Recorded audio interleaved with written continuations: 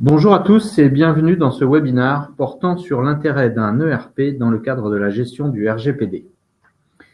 Je suis Jean-Marie Penn, je suis ingénieur commercial pour le groupe Alticap et je suis accompagné de Jules Le Goff, consultant en chef de projet pour le déploiement de nos ERP et qui interviendra dans la seconde partie de cette présentation. Nous travaillons pour le groupe Alticap et plus précisément Altisas, une filiale du groupe proposant des ERP en mode SaaS.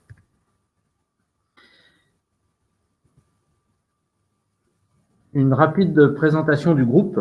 Nous sommes présents sur l'ouest de la France au travers de 9 agences qui ont pour objectif d'assurer une proximité avec l'ensemble de nos 3000 clients et nous réalisons environ 16 millions d'euros de chiffre d'affaires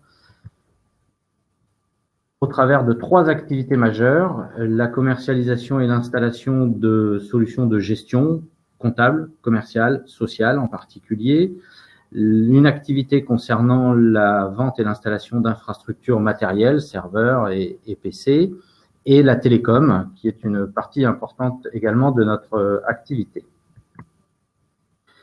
Alors rapidement, le RGPD, qu'est-ce que c'est? C'est un règlement proposé par l'Union européenne qui vise à protéger les données personnelles des citoyens européens qui sont détenus dans nos différentes organisations et en particulier nos entreprises. Ces données personnelles sont donc les adresses mail, les photos, les données, mais tout ce qui concerne un individu. Le RGPD doit être mis en place à partir de mai 2018. C'est donc un sujet terriblement d'actualité et il concerne donc toutes nos entreprises. Pourquoi faut-il s'en préoccuper? Simplement parce que les amendes qui seront liées au non-respect de cette réglementation sont très fortes, pouvant aller jusqu'à 20 millions d'euros d'amende. Alors, quelques informations pour lancer ce sujet. 57% des pertes de données sont dues à un piratage ou à un malware, un virus qui diffuse des informations, mais 23%, et c'est un chiffre très important, sont dus à une divulgation involontaire. Une perte de portable, par exemple, dans le train, une clé USB ou ce genre de choses qui sortent de l'entreprise. En quoi le SaaS peut-il répondre à cette problématique du RGPD? Eh bien, en fait, très peu d'entreprises peuvent aujourd'hui se prévaloir d'une protection informatique et physique à la hauteur de celle proposée par les data centers que proposent les grands éditeurs de solutions en SaaS. Ces data centers, en effet, où sont stockées les données, bénéficient d'un très haut niveau de sécurité physique, avec contrôle d'accès hautement sécurisé, type biométrique, un contrôle de firewall, des pare-feux, etc., qui ont l'avantage d'être mis à jour très régulièrement, mais souvent plusieurs fois par jour et par des équipes qui sont dédiées à cela. Autre point important concernant la sécurité offerte par le SaaS, les données sont centralisées et les accès de type informatique sont extrêmement contrôlés avec des identifiants et des mots de passe hautement cryptés. On accède à la donnée finale via des moyens sécurisés, type HTTPS par exemple, et on ne la déplace pas. Elle reste sécurisée dans les data centers. Si un PC portable, pour revenir à la notion que j'évoquais tout à l'heure, se fait voler dans le train, c'est forcément ennuyeux, mais sans gravité, puisque au regard du RGPD, aucune donnée sensible n'était stockée dessus et donc à disposition du voleur. Le fait que la sécurité soit gérée par un tiers assure aussi un transfert partiel de la responsabilité si un problème survenait. Et au vu des pénalités possibles, ce n'est pas négligeable. Enfin, les accès aux applications peuvent être réservés aux utilisateurs fonctionnels qui en ont strictement besoin, plus facilement que lors d'une installation classique dite on-premise, en local. Le RGPD implique de pouvoir corriger ou effacer des données. Ce travail sera à faire, bien entendu, partout où se trouvent les données. Et cela nous amène à une équation assez simple. Si l'on multiplie le travail d'identification, de localisation des données par le nombre de logiciels qui composent votre système d'information, on arrive à un travail plus que conséquent, avec forcément des délais également conséquents et un risque d'oubli assez fort. Le fait d'avoir un ERP permet de centraliser et donc de régler en grande partie ces points. En effet, l'un des principes de l'ERP étant l'unicité des données, on voit tout de suite l'intérêt qu'il apporte face à une multitude d'outils. Toutes les données sont au même endroit, elles ne sont présentes qu'une seule fois dans le système, donc plus faciles à trouver, à identifier et à corriger. Et je ne parle pas là de la problématique d'éviter des interfaces, qui sont souvent des points de faiblesse en termes de sécurité. C'est également l'assurance de ne rien oublier, d'être exhaustif dans le traitement, puisque l'information, encore une fois, n'est stockée qu'à un seul endroit. L'ERP permet une gestion très efficace et centralisée des utilisateurs. Je parle là des accès fonctionnels. C'est une administration beaucoup plus simple et beaucoup plus sûre que la gestion d'une multitude de droits d'accès dans différents outils et qui s'imbriquent les uns dans les autres. On peut identifier rapidement et de façon exhaustive qui peut faire quoi en préventif et qui a fait quoi en mode curatif ou correctif. Plus de consultation, export, copie non autorisée. Enfin, les produits en SaaS évoluent très vite et les processus liés au RGPD sont déjà proposés dans certains produits. C'est ce que nous allons vous montrer maintenant dans l'un de nos ERP à destination des PME et des filiales de groupe.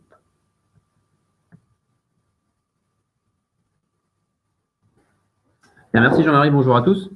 Donc effectivement, mon objectif aujourd'hui, c'est d'illustrer le discours de Jean-Marie avec quelques cas concrets autour d'un de nos ERP. Donc c'est une des réponses qui effectivement s'adresse plutôt aux filiales de groupe et puis aux entreprises d'une certaine taille. Mais on a aussi dans notre portefeuille des produits du type Exact ou Cegid qui répondent tout à fait à ce besoin. Donc l'ERP en question, c'est Business by Design de SAP. Alors pourquoi by Design? On a parlé juste avant dans les points forts du SaaS, de la fréquence des mises à jour. Et on a la chance d'avoir sur ce produit des mises à jour qui sont opérationnelles depuis la fin d'année dernière, spécifiques au RGPD. Donc on a un contenu très intéressant à montrer dès maintenant. Un premier cas pratique va être l'audit des accès au système. C'est-à-dire que dans le cadre de la mise en place du RGPD, vous devez cartographier l'ensemble des processus de votre entreprise et en particulier ceux utilisant ces fameuses données personnelles qui sont l'objet de cette réglementation. Par exemple, il n'est pas question qu'un commercial, même de manière générale, accède à vos données fournisseurs, mais avec cette nouvelle règle, vous allez devoir justifier ce genre de comportement. Donc l'ERP va être là pour simplifier votre travail et vous permettre d'avoir en quelques clics une vue d'ensemble des utilisateurs et et des actions qui sont autorisées à effectuer ou non dans le système.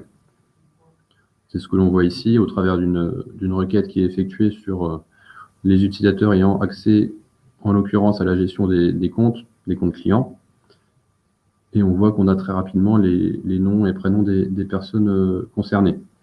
C'est à mettre en parallèle avec une organisation, une architecture sans ERP, donc avec des systèmes disparates, peut-être d'un côté une comptabilité, une gestion commerciale, une gestion de production, où on devrait faire cette opération d'audit et de cartographie dans chaque système.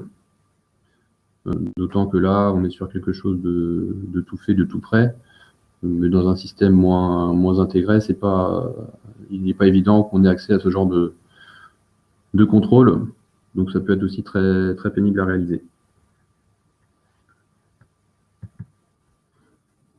Autre point important qui va être la traçabilité des modifications. Ce cas concret ici, c'est l'audit d'une fiche client, un client particulier. On va être capable, en quelques clics également, de savoir qui a fait les modifications sur la fiche client. Donc, par exemple, ici, une modification effectuée le 6 février. et puis de connaître la nature des données modifiées. Donc ça aussi, c'est quelque chose qui est relativement standard dans un ERP, mais le besoin de ce genre de fonctionnalité va être renforcé par le RGPD. Et c'est pour ça d'ailleurs que à ce type de fonctionnalité déjà présente, on va avoir des choses qui viennent se greffer au système dans les mises à jour dites RGPD, notamment sur l'audit des accès sur les champs. Et ça, c'est beaucoup plus compliqué à faire. C'est-à-dire que là, aujourd'hui, on trace des modifications, mais on n'est pas en mesure de dire qui a simplement consulté et vu la donnée. Avec les mises à jour RGPD, on va pouvoir marquer certains champs comme contenant des données personnelles et avoir un audit en lecture de ces champs. Et ça, c'est très important également pour la mise en application de ces nouvelles règles.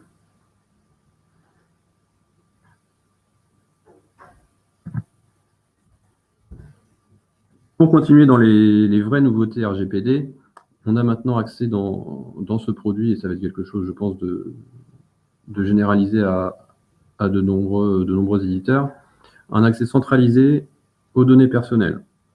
C'est-à-dire que si on revient sur la nature d'une donnée personnelle, elle peut être stockée dans des objets vraiment multiples. On peut penser à un fournisseur, un client si c'est un particulier, un prestataire de service, tout simplement vos salariés.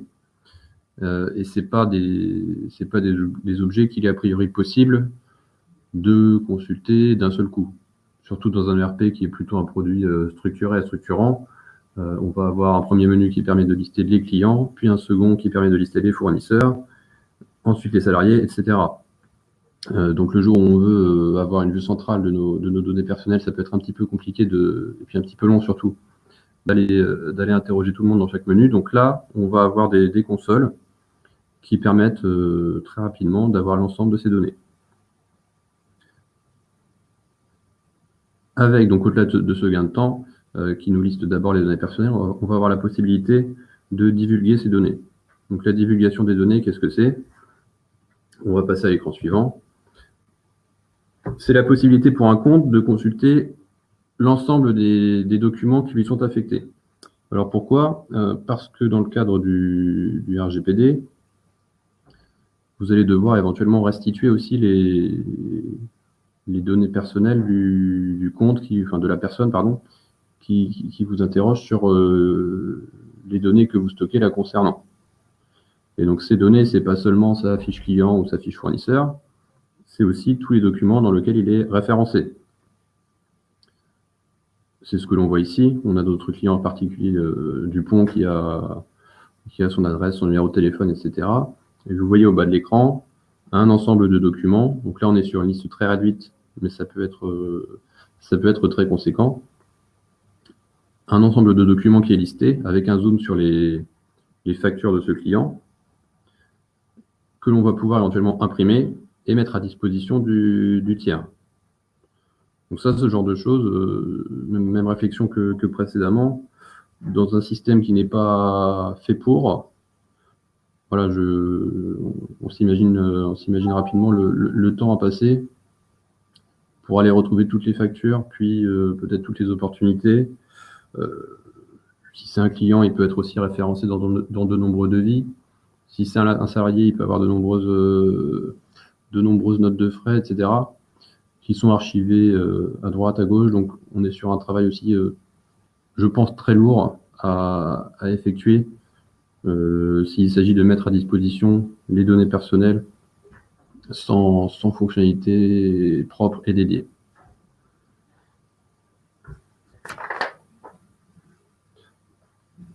Enfin, un dernier point qui rejoint un petit peu ce droit à la consultation, c'est le droit à l'oubli. On en entend beaucoup parler depuis quelque temps.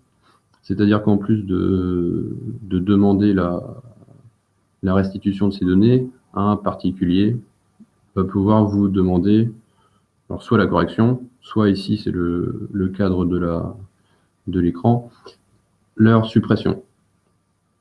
Donc la suppression, c'est aussi quelque chose qui est un petit peu étranger pour la plupart des ERP. On peut avoir beaucoup de fonctions d'archivage, de mise en sommeil, de désactivation. Mais clairement, sur certains produits, et je pense à SAP by Design en l'occurrence, avant le RGPD, la notion de suppression, elle est juste inexistante. Donc il y a aussi un gros travail qui a été fait pour permettre ces opérations. Et encore une fois, on a un point central, c'est-à-dire que les documents qui étaient listés précédemment, les factures, les opportunités, etc., on va pouvoir en un seul lot les regrouper et les supprimer en une seule opération. Petite alerte cependant sur les documents que l'on va appeler comptables ou liés à la comptabilité, je pense aux factures. Il y a bien entendu des garde-fous pour empêcher la suppression de ce type de documents,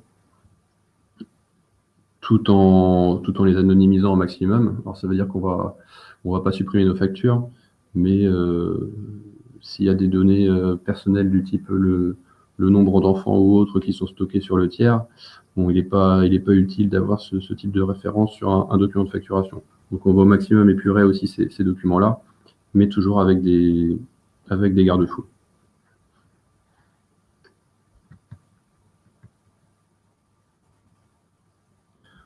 Voilà, je vous remercie d'avoir suivi cette présentation.